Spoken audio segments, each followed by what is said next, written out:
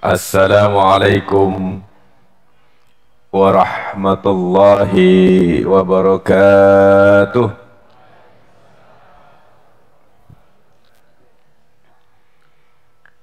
Alhamdulillahi wa syukurillah, wassalatu wassalamu ala rasulillah Muhammad ibn Abdillah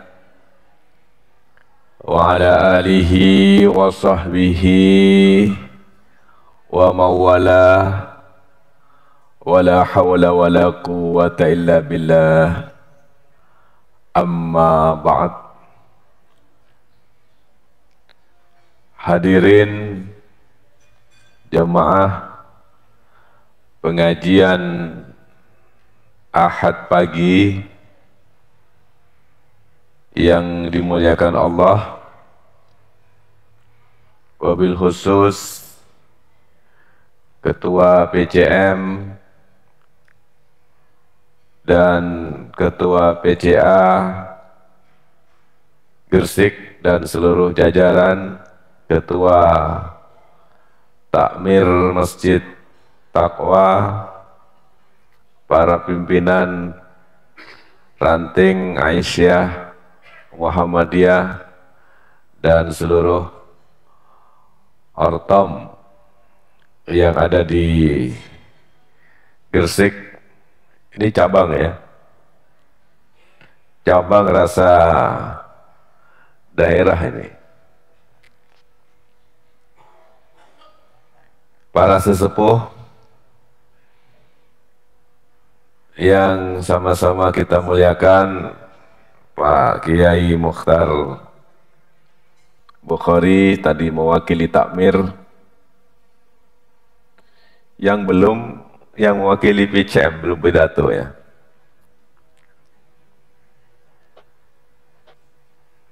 Ketua PCM sudah Pak Yai Solihin, kalau wakili mawon nggih. Pak Yai Solihin selaku Ketua PCM Gresik. Kita hari ini hadir dalam majelis ilmu, majelis yang mulia,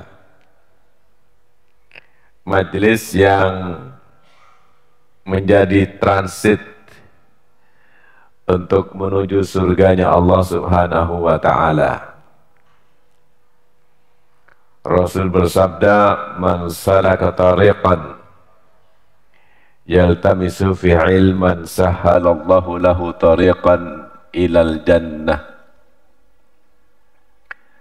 Barang siapa yang melalui suatu jalan dalam rangka mempelajari ilmu, maka Allah memudahkan baginya jalan menuju surga. Jadi kalau ada di antara kita yang ditakdirkan Allah wafat dalam majelis ini, maka inilah jalan surga. Ada yang ingin?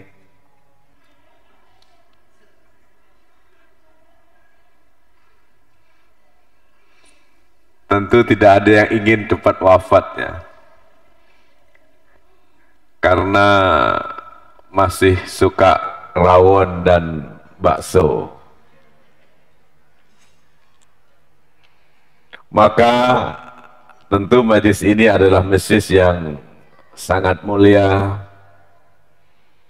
sangat terhormat, dan menjadi ekspresi implementasi kita untuk senantiasa mempelajari ilmu Allah Subhanahu wa ta'ala. Inilah yang disebut dengan long life education,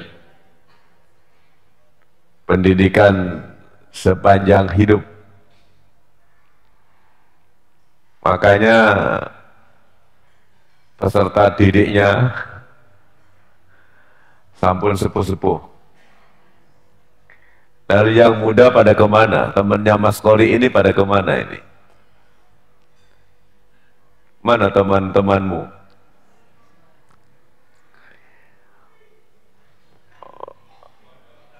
Napa? Tanjung Kodok. Oh, nggih.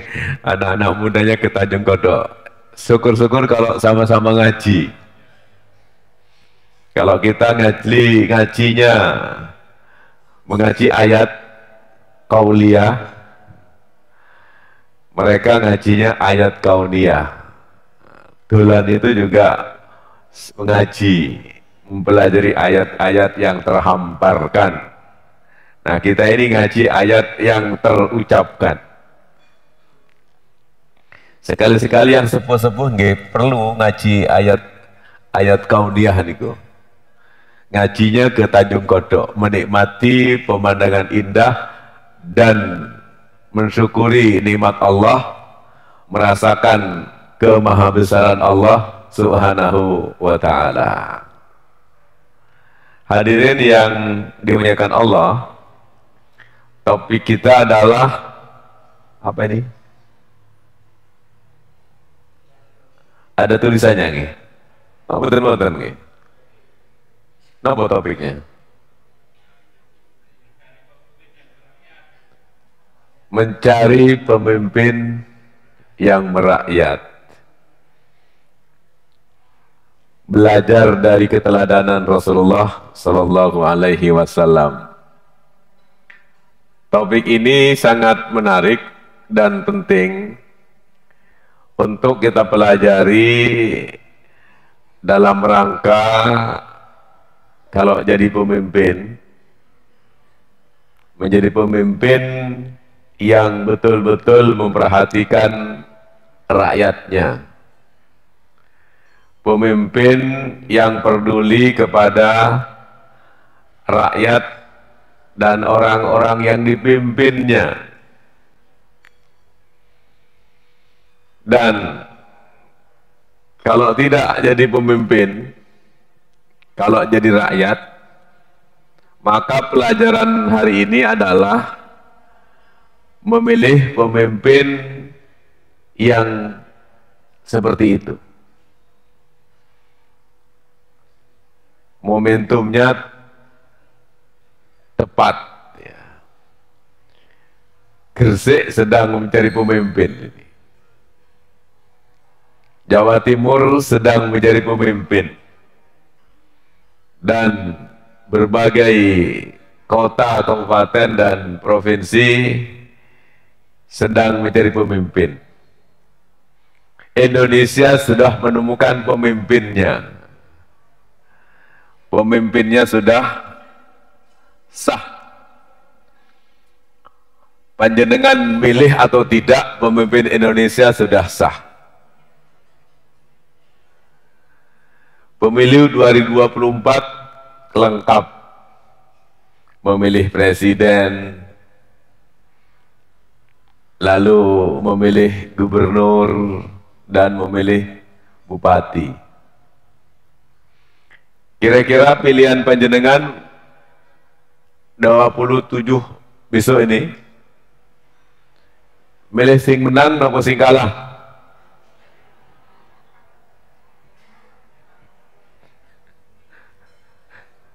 Napa pun jelas yang menang, napa dereng? Belum ya. Ya mudah-mudahan pilihan jenengan nanti yang menang lah. Berarti kalau pilihan itu adalah pilihannya jamaah masjid, insya Allah yang dipilih baik. Betul ya? Persoalan yang dipilih oleh jamaah masjid itu menang atau tidak itu urusan lain. Tapi kita berusaha memilih pemimpin yang terbaik.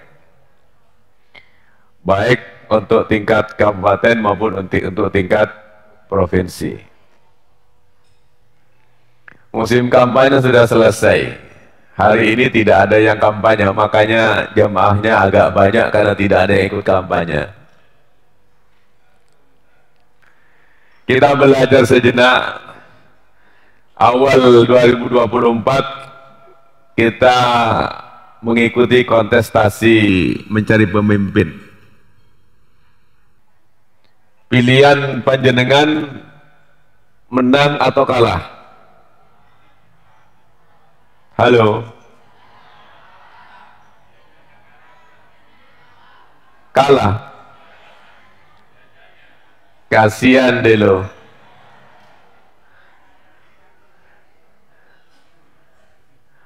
Berarti ada dua kemungkinan pilihannya. Pokoknya bukan yang jadi. Tapi di antara dua kemungkinan itu saya mudah menebak. Baik, Legowo. Pemilu 2019 ada dua calon. Panjenengan tentu memilih yang terbaik. Pilihannya menang atau kalah? Kalah. Saya tahu siapa yang dipilih. Tidak ada yang lain. Kalau yang 2019 pilihan jenengan masih antara 1 dan 3. 2014 juga ikut pemilihan. Panjenengan tentu sudah berijtihad untuk memilih yang terbaik. Pilihannya menang atau kalah? Ping telu kalah. Iki sakjane cerdas napa boten nih?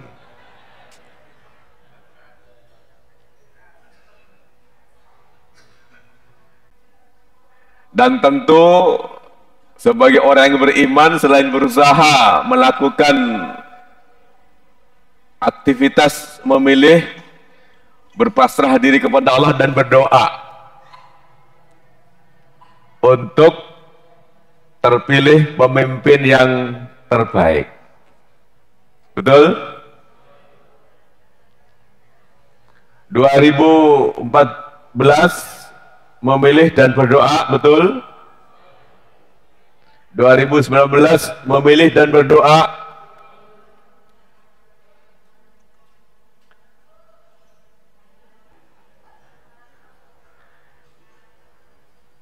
Dan setiap doa hambanya Allah menjawab dan mengabulkan. Tanpa sadar bahwa doa-doa panjenengan dikabulkan Allah. Doa 2014 dan 2019 dikabulkan 2024. Karena orang itu yang panjenengan doakan jadi pada pemilu 2014 dan 2019. 2014 belum jadi, 2019 belum jadi, jadinya 2024. Itu yang jenengan doakan. Karena saya yakin para hadirin tidak pernah merevisi doanya itu. Betul? Ud'uni astajib lakum, kata Allah, mintalah kepadaku, niscaya aku akan menjawabnya, akan mengabulkannya. Lumayan dikabulkannya setelah 5 tahun, 10 tahun. Nabi Zakaria juga pernah berdoa kepada Allah untuk dikaruniai seorang anak. Berdoanya selama 40 tahun baru dikabulkan. Maka kalau doa dikabulkan setelah 5 tahun, itu lebih cepat daripada dikabulkannya doa seorang nabi. Rasa-rasanya karena yang berdoa banyak. Coba kalau makin banyak lagi. Hadirin yang dimuliakan Allah, ini obat kekecewaan yang pilihannya tidak jadi. Tapi kita sebagai orang yang bukan merupakan bagian dari partai politik, tentu tidak terlalu penting siapa yang jadi. Tetapi kita yakini semoga yang terjadi adalah yang terbaik, yang bisa mewujudkan negara yang adil, makmur, sejahtera dunia akhirat, baldatun thayyibatun wa rabbun ghafur. Pun ngaji ini sampun pengantar. Yang kedua, tentu pemimpin yang tidak diragukan keteladanannya adalah Rasulullah Sallallahu Alaihi Wasallam. Rasulullah Muhammad selain punya tugas membawa risalah sebagai Rasul, Nabi dan Rasul, juga sebagai seorang pemimpin, seorang negarawan, sebagai presiden negara Madinah. Betul? Di Makkah, Rasulullah itu bukan siapa-siapa dalam konteks kepemimpinan. Beliau menyandang tugas untuk menyampaikan risalah Nabi dan Rasul. Tetapi di Madinah, Rasulullah sekaligus menjadi seorang pemimpin. Pemimpin yang ditunggu-tunggu oleh umat, oleh rakyat. Berebut ketika hijrah, suku Aus dan Khazraj, dua suku yang besar ini saling berebut, berharap-harap nanti Nabi itu singgah di kaum mereka, singgah di dalam masyarakat mereka. Apa kata Nabi? Biarkan unta ini terus berjalan dan di mana dia nanti berhenti. Maka akhirnya unta Nabi berhenti di depan rumah seorang sahabat yang bernama Abu Ayyub Al-Ansari, orang asli Yastrib atau asli Madinah. Di sanalah Nabi turun. Nabi tidak berpihak kepada dua suku besar ini. Dia tidak menentukan nanti saya akan tinggal di Khazraj atau aku nanti akan tinggal di Aus, tidak. Tapi takdirnya digantungkan kepada untanya nanti akan berhenti di mana. Ini pemimpin yang bijak, tidak cawe-cawe, tidak berpihak kepada kelompok manapun. Karena persoalan kepemimpinan di Madinah tidak pernah selesai sebelum kedatangan Rasulullah. Kalau pemimpin terpilih dari Aus, maka suku Khazraj tidak terima. Kalau pemimpin itu muncul dari suku Khazraj, kabilah Khazraj, suku Aus tidak terima. Dan di samping kedua kabilah besar ini banyak juga kabilah-kabilah yang lain yang saling bersaing di dalam pemilihan kepemimpinan. Rasa-rasanya mirip-mirip Indonesia saat ini yang partainya banyak. Tapi partai banyak menjadi tidak berarti kalau sudah berkoalisi lalu calonnya hanya satu. Di Gresik satu juga. Satu. Berarti nanti calon lawan bayang-bayang. Jadi ada manusia bersaing dengan makhluk gaib. Seperti itu. Jadi tidak ada artinya partai-partai yang banyak tetapi akhirnya jakete itu bersepakat untuk memilih satu calon, mestinya nggak usah ada pemilu, lebih efisien. Mendingan dia pemilunya digunakan untuk membangun sarana-prasarana untuk rakyat. Itu kalau cerdas. Hadirin yang dimuliakan Allah, Nabi Muhammad tentu kita akui sebagai pemimpin yang sangat bijaksana. Keteladanannya tidak akan habis oleh perjalanan zaman. Yang paling penting adalah Rasulullah itu adalah sosok pemimpin yang sangat dicintai oleh orang-orang yang dipimpinnya. Tidak diragukan itu. Menjadi sosok pemimpin yang sangat dicintai. Pemimpin itu kalau sudah mendapatkan respek seperti ini, sudah selesai sesungguhnya. Tinggal bagaimana menjalankan program-programnya. Tidak perlu melakukan usaha-usaha agar mendapatkan simpati lagi. Tidak perlu masuk gorong-gorong. Tidak perlu macak sederhana. Karena memang Rasulullah adalah sosok yang sangat sederhana. Nabi itu seringkali lebih sering laparnya daripada kenyangnya. Nabi Muhammad itu orang miskin atau kaya? Nabi Muhammad itu miskin atau kaya?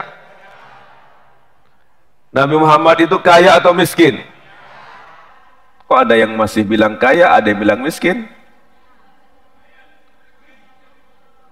Urusan miskin kaya saja kita masih terbagi, lah kok urusan milih bupati kok satu?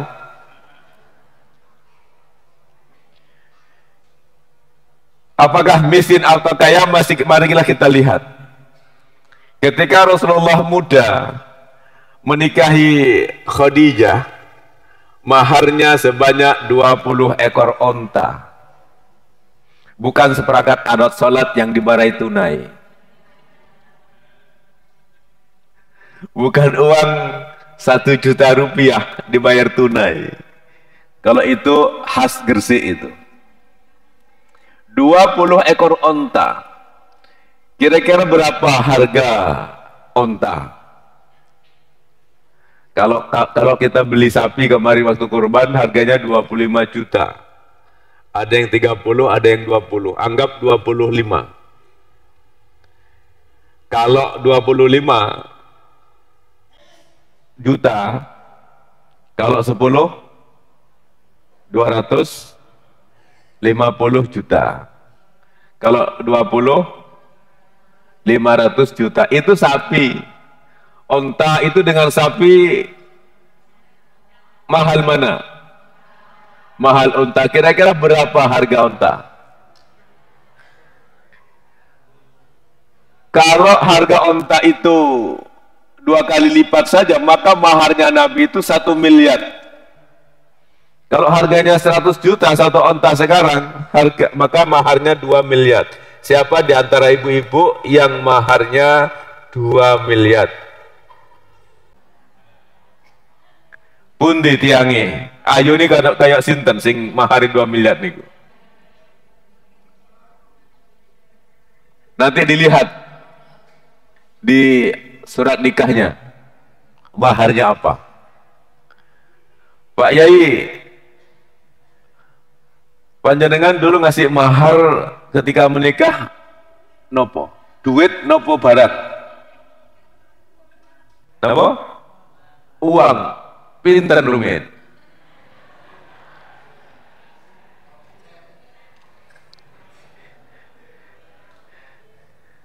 Yang banyak seringan itu seperangkat alat sholat dibayar tunai.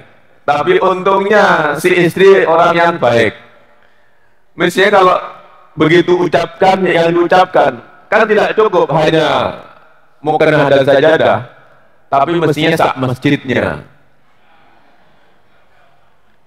Seperangkat alat sholat dibayar tunai, ya sajadahnya, ya mukenahnya plus masjidnya itu.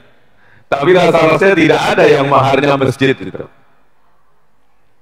Ini menunjukkan bahwa Rasulullah itu bukan orang yang miskin, tapi orang yang kaya.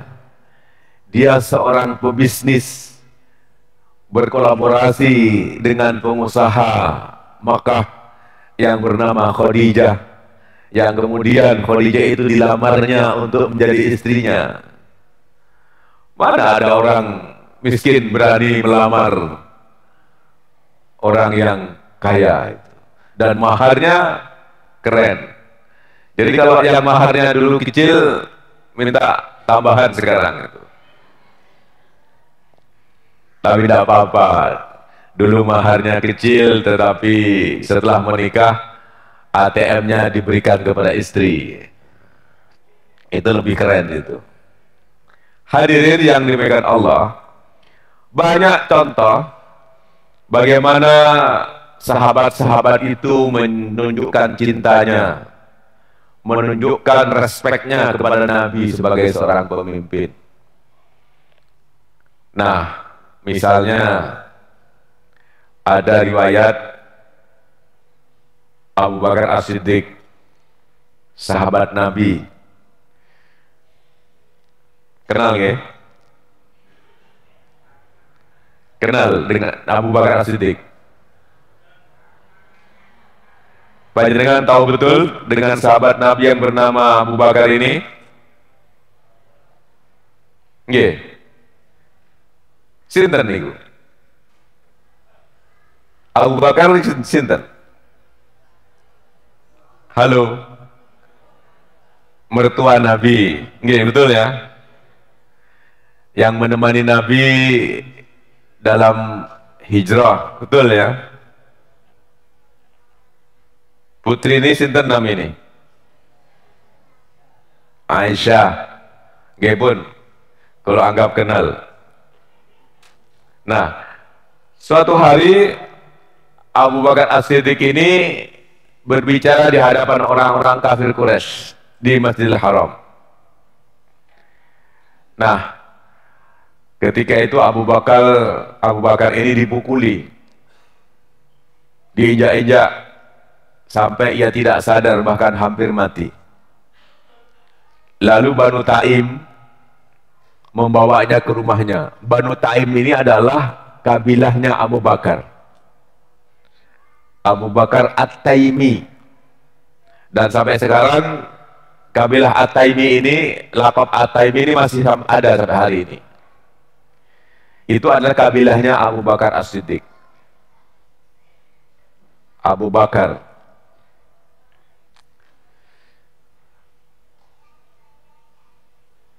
Betul kenal jenengannya? Halo. Kalau betul-betul kenal, siapa namanya, nama asli Abu Bakar? Kalau ada nama orang Arab kok ada Abu, itu berarti bukan nama aslinya. Abu Jahal itu bukan nama asli. Nama aslinya adalah Amru. Oleh umat Islam disebut Abu Jahal. Oleh orang-orang kafir Quraisy disebut Abul Hakam, bapak kebijaksanaan. Oleh umat Islam disebut Abu Jahal, bapak kebodohan. Nama Abu Bakar belum pernah tahu ya?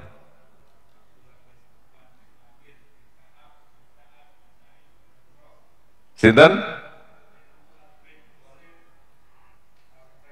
Oke, karena sekarang sudah banyak Google. Abdullah bin Utsman bin Amir bin Ka'ab, bin Sa'ad bin Taim. Taim itu Taimi, Banu Taim itu di situ.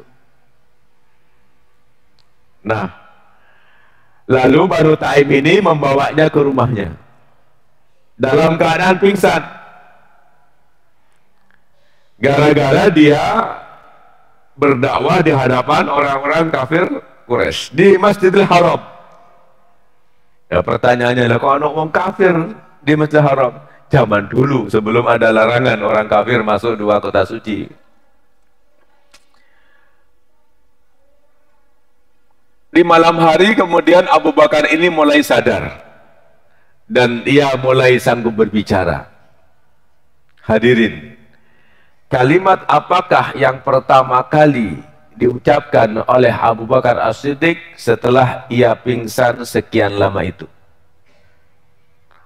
Abu Bakar berkata, bagaimana keadaan Rasulullah Sallallahu Alaihi Wasallam? Ia sama sekali tidak memperhatikan penderitaan dirinya. Justru yang diingat adalah Rasulullah.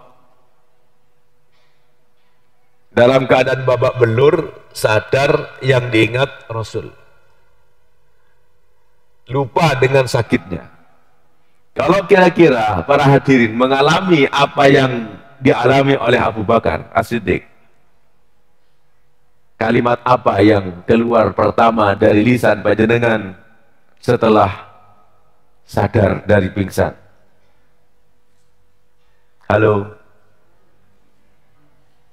Halo?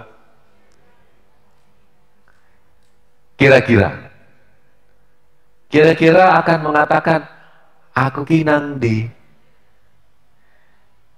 Karena tiba-tiba dia berada di sebuah tempat yang aneh, berada di rumah sakit Muhammadiyah Gresik. Tapi dia tidak tahu di mana tempat itu. Aku kinang di. Aku kelaupo. Jadi yang diingat, yang dipikirkan dirinya. Tidak ada yang habis pingsan lalu takon, piye keadaane Yai Mukhtar Bukhari? Karena kalau sampai yang bertanya seperti itu ibu-ibu, itu pasti Bu Mukhtar cemburu itu. Pundi Bu Mukhtar? Ibu rawuh. Pundi Bu Mukhtar? Setunggal nggih.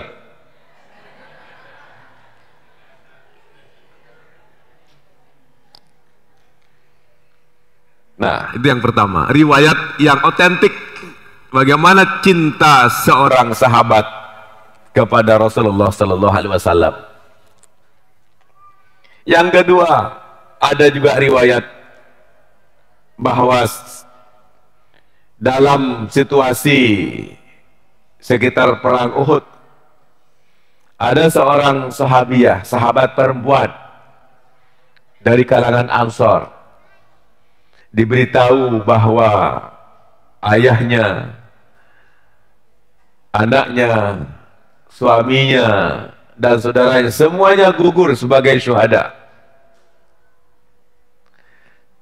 Setelah ia mengucapkan inna lillahi wa inna ilaihi raji'un, ia bertanya, bagaimana keadaan Rasulullah sallallahu alaihi wasallam?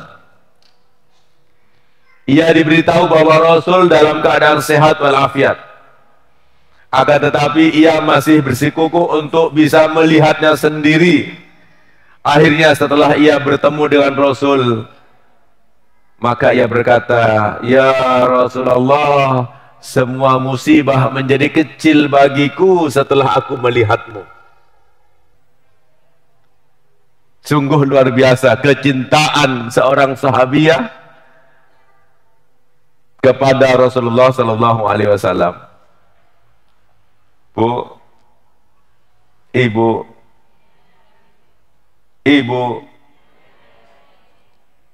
kalau panjenengan mengalami keadaan seperti sahabiyah Al-Ansariyah ini, kira-kira apa yang terjadi? Kira-kira kalau panjenengan bertemu dengan Yai Mukhtar Bukhari, hilang semua kegalauannya, segala kesusahannya, segala kesedihannya. Halo.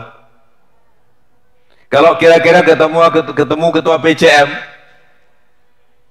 akan hilang kesedihannya?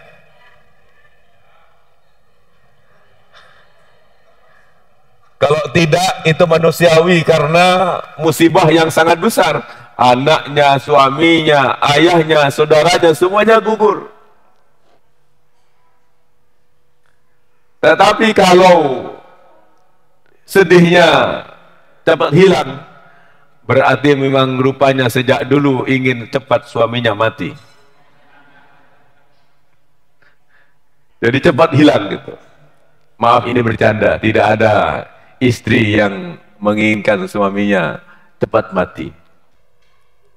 Tapi kalau perilaku istri yang membuat suaminya cepat mati, banyak. Istri yang suka muring-muringan, itu bikin cepat suaminya mati. Betul ya? Karena itu jangan dimarahi, bapak-bapak, Bu. Kalau urusan bapak-bapak itu koproh, ya memang itu watak laki-laki.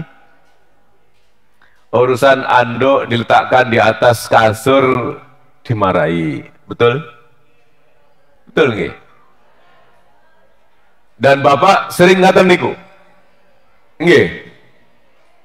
Nggih.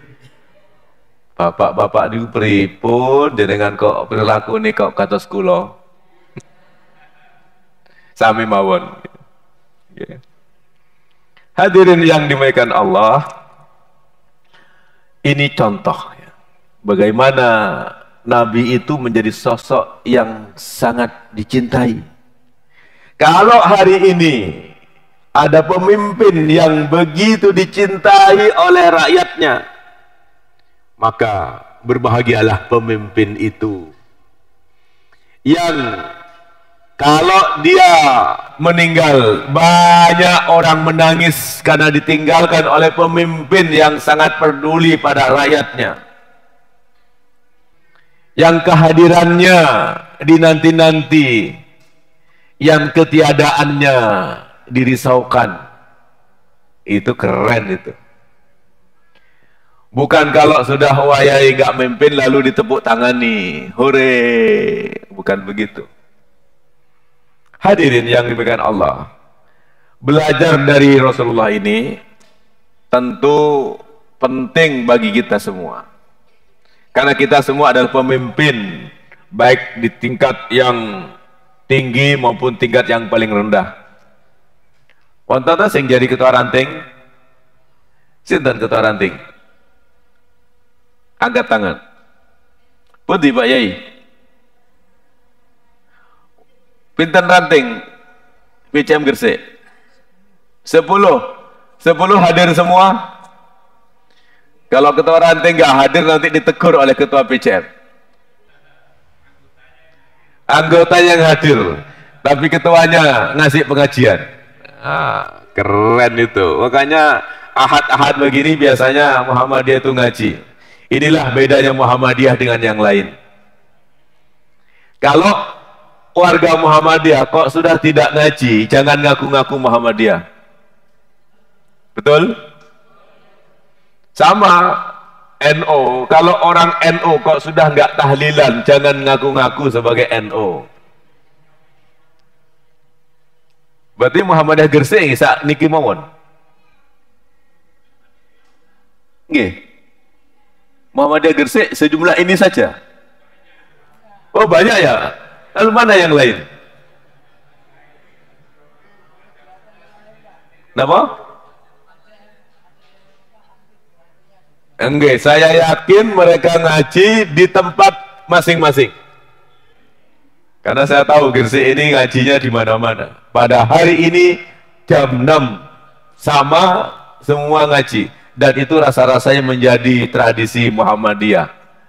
Jadi orang Muhammadiyah itu harus menyisihkan waktu untuk ngaji setiap Ahad pagi. Nek malam Jumat tahlilan itu gilirannya warga NU. Sami saja nih, ngajinya sama, ngaji tahlilan ngaji, tapi ngaji nih orang dimengerti, nek ngaji Ahad pagi ngaji nih dimengerti. Nama kalau ganti bahasa Arab? Monggo. Hadirin yang dimuliakan Allah, kecintaan sahabat-sahabat ini kepada Rasulullah bukan saja disebabkan karena seiman, tetapi lebih dari itu juga karena cara Rasulullah bergaul dengan mereka. Pemimpin yang dicintai rakyat, pastilah dia adalah pemimpin yang merakyat. Hadirin yang dimuliakan Allah, oleh karena itu, karena waktu sudah semakin berjalan, sebentar lagi sudah harus berakhir. Nanti jam lebih berapa tadi mulai?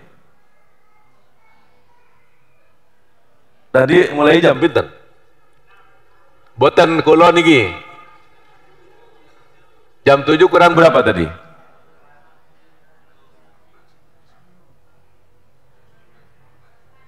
Tujuh kurang seperempat. Niku harus berhenti karena itu 5 menit lagi saya berhenti, lalu nanti kita diskusi. Nah, lalu apa yang dikerjakan Rasulullah? Akhlak apa yang dilakukan oleh Rasulullah sebagai pemimpin?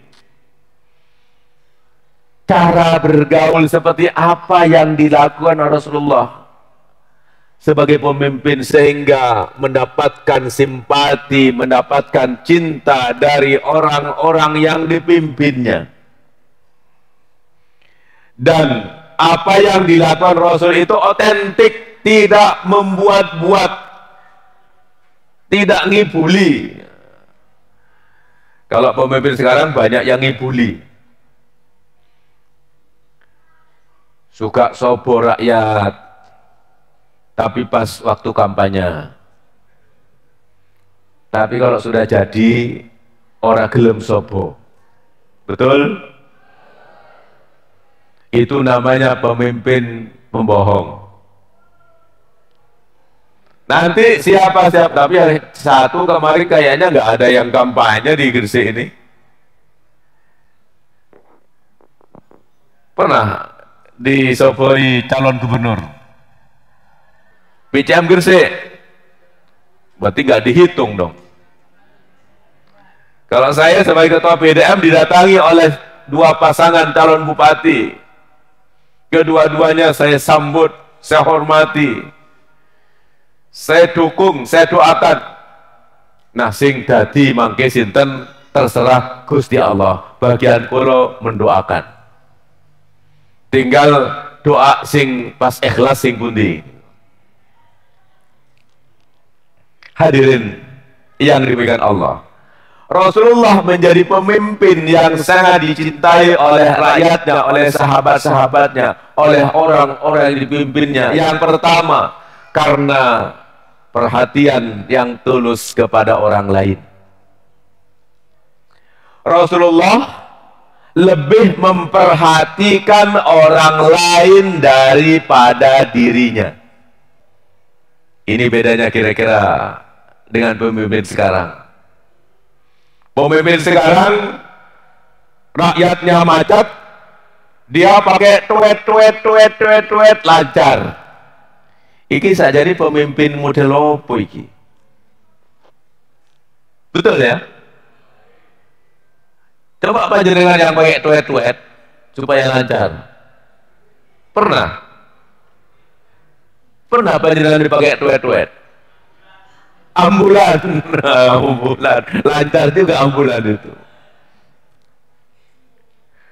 Nah, Rasulullah senang memberikan perhatian yang tulus kepada orang lain tanpa dibuat-buat. Rasulullah lebih memperhatikan orang lain daripada dirinya.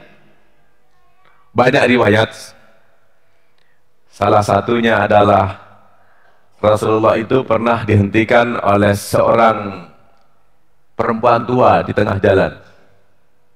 Tidak disebutkan siapa namanya dalam riwayat ini, berarti dia bukan orang hebat, orang biasa. Rasulullah berhenti dan Rasulullah mendengarkan seluruh pembicaraan wanita tua itu. Jadi kalau Rasulullah sopo rakyat, sopo umat, itu tidak sekadar lempar kaos, Itu menghina namanya. Emangnya hanya butuh kaos?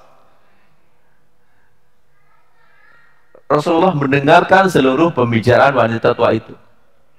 Rasulullah biasa memperbaiki sandal orang miskin, memperbaiki baju janda tua. Luar biasa perhatian Rasul kepada orang lain. Dan itu semua kemudian diteladani oleh sahabat-sahabatnya. Yang paling terkenal adalah Umar bin Khattab. Dalam banyak riwayat menunjukkan Umar itu begitu perhatian kepada rakyat-rakyatnya. Membawa sendiri gandum untuk orang miskin yang sudah beberapa hari tidak makan bersama putra-putrinya. Umar bin Khattab. Jadi kalau ada pemimpin kok ketika suatu saat kok bagi-bagi sembako sendiri, itu niru Umar bin Khattab. Betul ya? Pernah lihat TV-nya ya? Pemimpin yang sedang jadi pemimpin bagi-bagi sendiri sembako, apa namanya itu, bingkisan.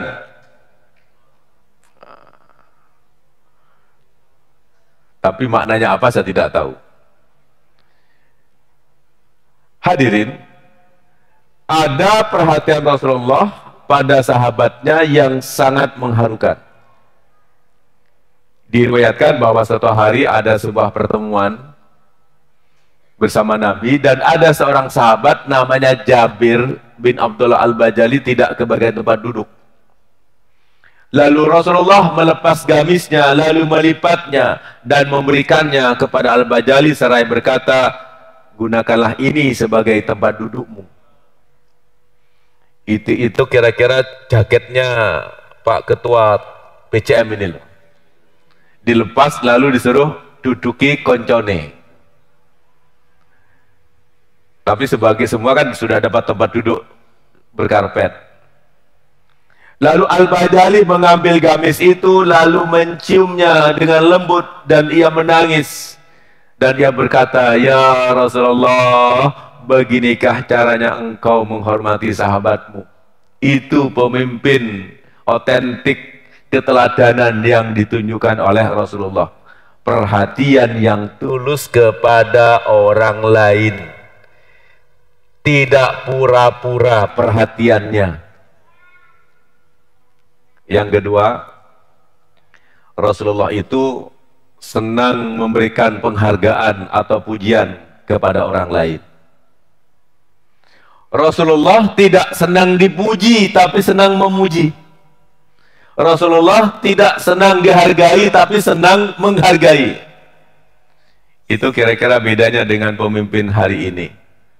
Pemimpin hari ini senang dipuja, senang dihargai tapi tidak pernah menghargai orang.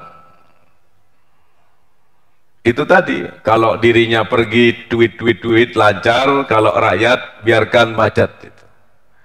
Alhamdulillah saya sebagai rakyat sudah tidak macet perjalanan dari Malang ke Gresik karena naik lewat tol.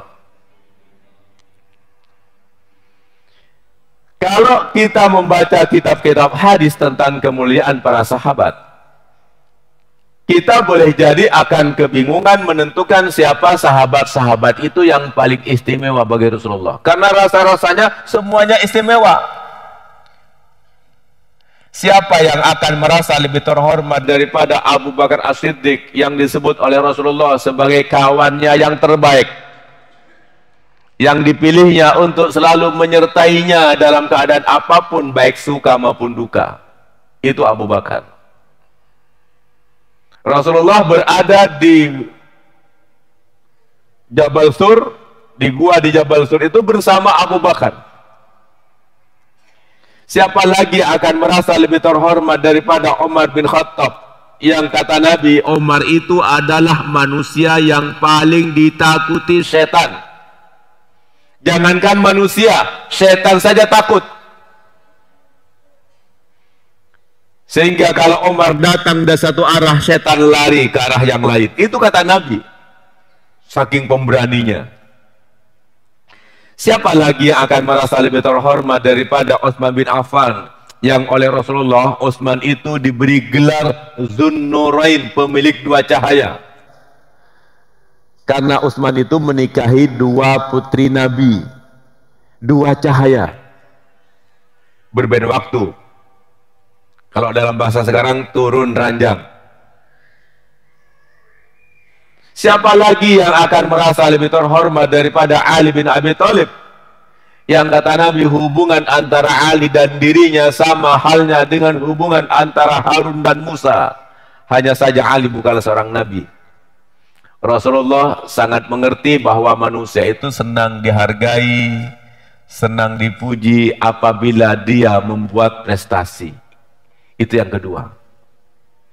Yang ketiga, Rasulullah terkenal dengan sifatnya yang pemaaf, bukan pendendam. Jadi nggak ada tangkap menangkap terhadap orang-orang yang dahulu menganiaya sahabatnya, yang dahulu mengancamnya dan seterusnya. Rasulullah terkenal dengan sifatnya yang pemaaf.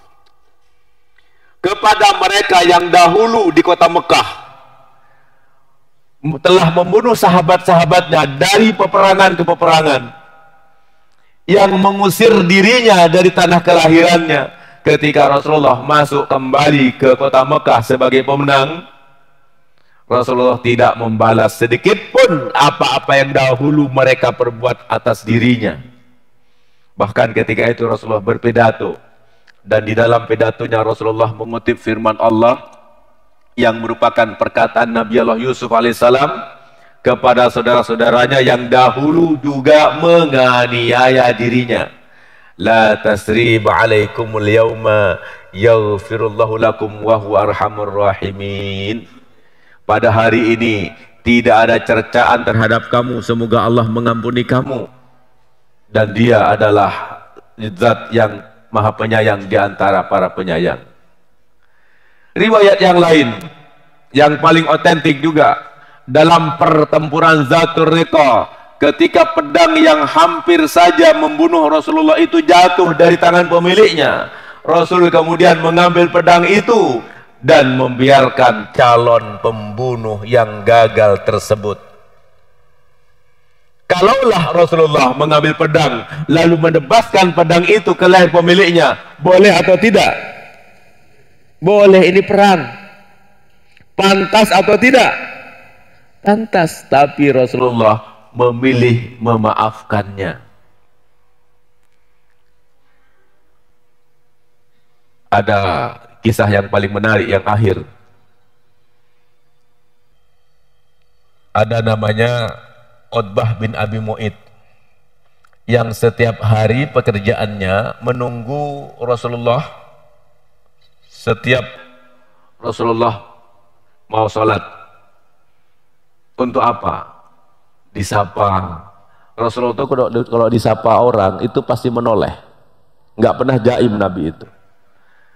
Lalu Utbah meludahi wajah Nabi, lalu melemparnya dengan kotoran onta. Beberapa hari dia lakukan seperti itu, sampailah satu hari Rasulullah tidak lagi menjumpai Utbah ini. Lalu Nabi bertanya pada sahabat, tahukah di antara kalian keadaan Utbah? Ada sahabat yang berkata, Utbah sakit ya Rasul. Lalu Nabi pulang mengambil sesuatu yang kira-kira bisa dibawa, dan dalam riwayat masih dikatakan mampir pasar lalu membeli sesuatu untuk dibawa untuk besok untuk nemui Utbah yang sakit. Ketika sampai di rumah Utbah, siapa engkau? Aku Muhammad. Ada apa engkau kemari? Aku dengar engkau sakit, maka aku menjengukmu. Engkaulah ya Muhammad, orang pertama yang menjengukku ketika aku sakit ini. Abu Jahal yang kemarin-kemarin menyuruh aku untuk meludahi wajahmu itu, sampai hari ini belum juga datang. Padahal sudah aku kirim utusan untuk mengirimkan dia sesuatu. Maka Utbah pun masuk Islam. Hadirin, ini pelajaran yang sangat penting. Bagaimana pemimpin itu yang pertama memberikan perhatian yang lebih kepada orang lain daripada dirinya, memberikan penghargaan kepada orang yang memang layak mendapatkan penghargaan dari dirinya. Yang ketiga, menjadi sosok pemaaf, bukan pendendam. Ini keteladanan seorang pemimpin yang kita pelajari. Siapa tahu ada di antara kita yang menjadi pemimpin. Teladan mana lagi yang bisa kita ambil kalau bukan dari Rasulullah Sallallahu Alaihi Wasallam. Terima kasih. Dilanjutkan dengan, kalau ada yang bertanya, 1, 2, walaupun sudah habis 5 menit saja. Disilakan untuk para jamaah, untuk yang putar barangkali. Oh, J. Singkat, J.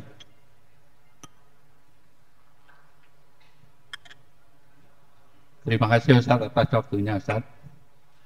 Saya Sidik dari Humas PRM GKB 4 Ustaz. Pertanyaannya saya Ustaz. Tadi kan disebutkan negara yang adil, makmur, baldatun, thayyibatun, warabun ghafur ya Ustaz ya. Nah, negara kita itu kan kaya raya Ustaz ya. Mulai emas, permata, perak, berlian, dan lain-lain Ustaz ya. Kita itu punya semua. Kenapa negara kita itu miskin Ustaz? Jadi miskin, banyak orang miskin. Nah, seperti itu. Nah, untuk menjadikan negara yang baldatun, thayyibatun, warabun ghafur, sehingga rakyat kita itu kita semua ya bisa menikmati segala yang ada ini Ustaz di bumi kita Ustaz. Itu gimana caranya Ustaz? Dan sekarang alhamdulillah dari Muhammadiyah sudah ada yang masuk parlemen Ustaz, seperti Abdul Mukti dan lain-lainnya. Terima kasih Ustaz. Baik, satu lagi saya jawab secara bersamaan nanti. Mungkin ada ibu.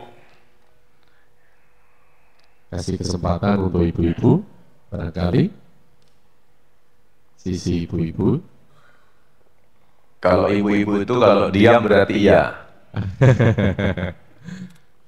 Bu Direktur, ini hadir Bu Direktur, Ustaz. Oke. Bu Direktur Rumah Sakit Muhammadiyah. Oh, marhaba. Yang ke depan ini kepala sekolah. Kepala sekolah. Ji. Ada? Oh. Iya, monggo. Iya. Assalamualaikum warahmatullahi wabarakatuh. Waalaikumsalam warahmatullahi wabarakatuh. Yang ingin saya tanyakan sebenarnya karena ketidaktahuan maharnya Nabi Muhammad untuk istrinya kalau sudah jadi Rasul itu apa ya? Soalnya kan kalau biasanya kan yang dilakukan Nabi Muhammad kan menjadi sunnah ya. Untuk yang istrinya kan ada banyak ya. Itu kira-kira maharnya apa setelah jadi Rasul? Pembawa acara harus menyampaikan kepada saya karena saya tidak jelas mendengar ya. Ini Ustaz, awal nikah Rasul memberikan mahar unta. Nah, selanjutnya kan kawin lagi, nikah lagi, maharnya apa ya? Itu Ustaz. Rupanya yang bertanya itu ingin memberi mahar lagi ya. Betul, betul. Apa tambah lagi Ustaz? Baik.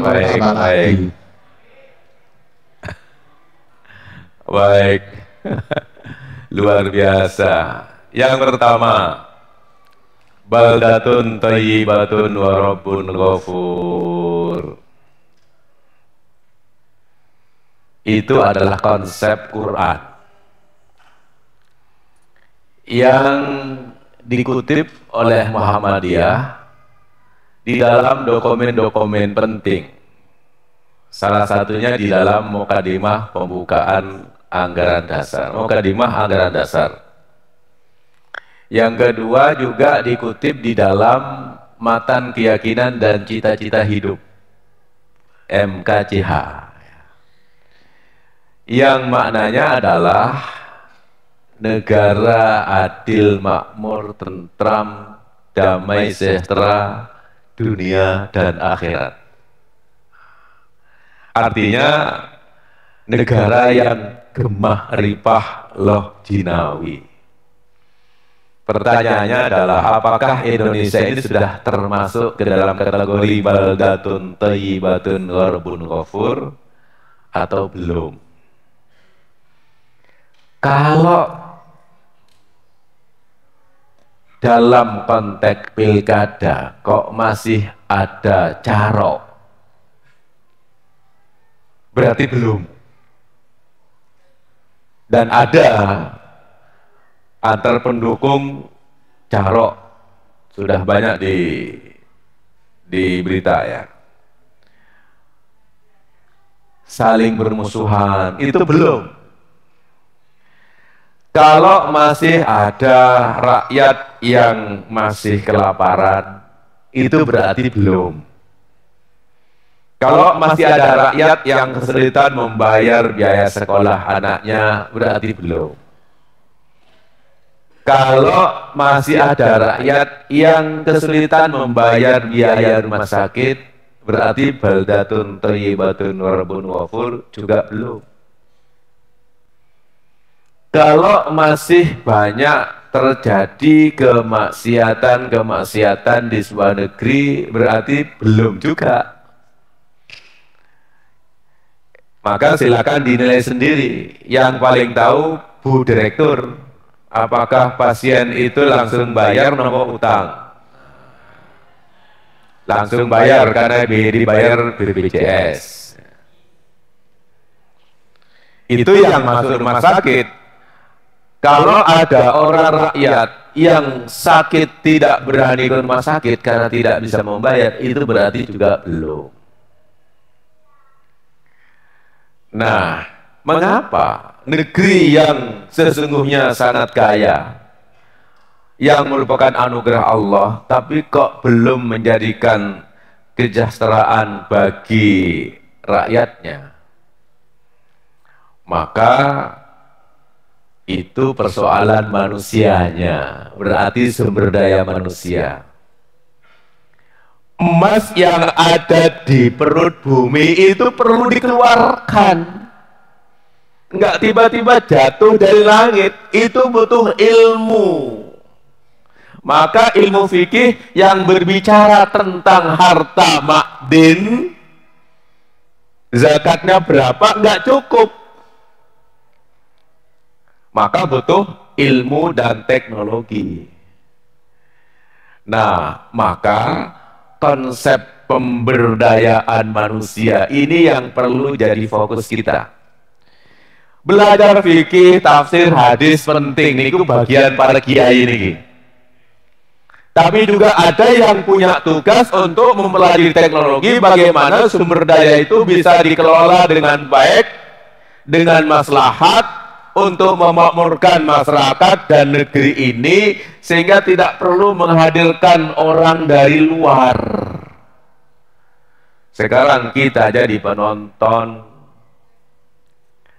pendidikan kita jadi penting. Maka ketika Muhammadiyah mendirikan pendidikan model lain bagi umat Islam, yang dulu dicerca, yang dulu dicaci maki, bahkan keedaran disebut Kristen alus karena niru corone wong Kristen, disebut kiai kafir karena niru sekolahnya orang kafir londo. Sekarang ternyata itu yang ditiru oleh masyarakat secara umum, mendirikan sekolah Islam yang bernama Sekolah Muhammadiyah, mempelajari ilmu-ilmu itu ditambah pelajaran agama. Alhamdulillah, saya tadi lihat sekolahnya keren-keren. Harus mahal karena kalau murah tidak laku. Betul ya? Pokoknya rumusnya kalau mau bikin sekolah, bikinlah sekolah yang mahal, pasti laku. Kalau murah nggak laku. Dicek sekolah-sekolah kecil yang ada di sekitar kita, berapa SPP-nya? Pasti murah. Betul ya? Pokoknya rumusnya kalau mau bikin sekolah, yang mahal. Rumah sakit supaya laku keras, bikin yang mahal, Bu Direktur. Nah, itu yang pertama ya.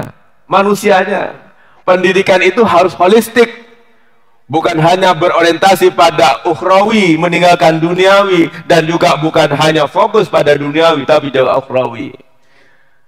Ilmu tanpa diarahkan agama berbahaya. Suka ngutak-ngatik angka, ilmu akuntansi. Kalau tidak dipandu oleh agama, banyak koruptor menipu dengan mengubah angka-angka dalam kwitansi. Itu baru akuntan. Belum lagi kalau politik. Politik itu pemimpin harus adil. Kalau tidak dipandu agama, akan ada pemimpin-pemimpin yang tidak adil. Lebih mementingkan dirinya dan keluarganya. Keputusannya untuk kepentingan keluarganya. Undang-undang diubah untuk kepentingan dirinya dan keluarganya. Itu pemimpin yang tidak adil. Pemimpin adil abot, tapi pahalanya besar. Saat pemimpin adil menjadi salah satu di antara 7 golongan yang kelak pada padang mahsyar mendapatkan perlindungan dari Allah ketika tidak ada lagi perlindungan dari Allah Subhanahu wa taala. Sab'atun yudhilluhumullahu fi dhillihi yauma la zilla illa dhilluh. Yang pertama, imamun adil. Yang kedua, supaya singkat-singkat, kalau Khadijah tadi 20 ekor unta, lalu istrinya yang lain apa? Kalau semuanya saya sebut, gak selesai ngajinya. Siapkan 500 dirham mas untuk istri berikutnya.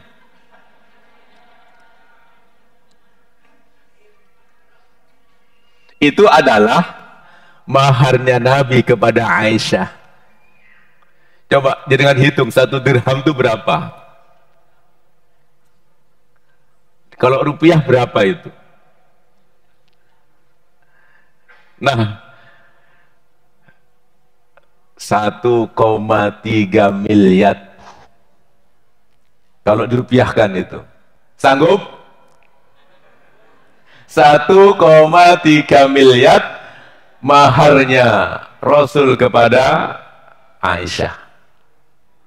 Ya, rupanya mirip-mirip juga dengan maharnya Khadijah ya. Hanya satunya onta, yang Aisyah dirham.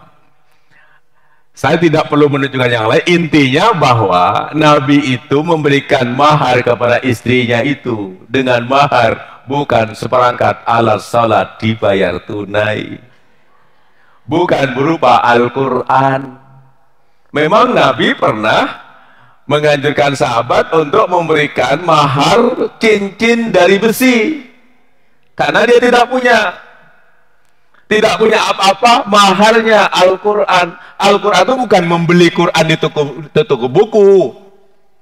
Belum ada bukan ada mushaf ketika itu. Mengajarkan Al-Quran kepada istrinya. Karena ilmu Al-Quran ketika itu ilmu yang penting. Jadi memberikan mahar itu sesuatu yang penting dan bermanfaat. Kalau sekarang maharnya Quran, beli di toko Quran, diberikan, disimpan, nggak pernah dibaca. Itu, terima kasih. Mohon maaf, mudah-mudahan ada manfaatnya. Yang dulu maharnya masih terasa murah, silakan minta tambahan uang belanja. Nasrul minallah, wa fathun qarib, wa basyiril mu'minin, wassalamualaikum warahmatullahi wabarakatuh. Waalaikumsalam. Berkenan diakhiri dengan doa Ustaz. Baik. Mari kita akhiri dengan berdoa. Bismillahirrahmanirrahim. Alhamdulillahirabbil alamin. Wassalatu wassalamu ala asyrafil mursalin wa ala alihi wa sahbihi ajma'in. Allahumma salimna ya Allah. Allahumma salim ahlana wa auladana wa zurriyatina birahmatika ya arhamar rahimin. Allahumma ij'al jam'ana jam'an marhuma. Allahumma ij'al jam'ana jam'an marhuma birahmatika ya arhamar rahimin. Allahumma ij'al tafarruqana min ba'di tafarruqan ma'suma birahmatika ya arhamar rahimin. Allahumma arinal haqqa haqqan warzuqna tiba'ah wa arinal batila batila warzuqna tinabah. Allahumma rabbana la tuzigh qulubana ba'da idh hadaitana wa hab lana min ladunka rahmah innaka antal wahhab. Rabbana atina fid dunya hasanah wa fil akhirati hasanah wa qina adzabannar wa adkhilnal jannata ma'al abrar ya aziz ya ghaffar ya rabbal alamin. Subhana rabbika rabbil izzati amma yasifun wa salamun al mursalin walhamdulillahi rabbil alamin.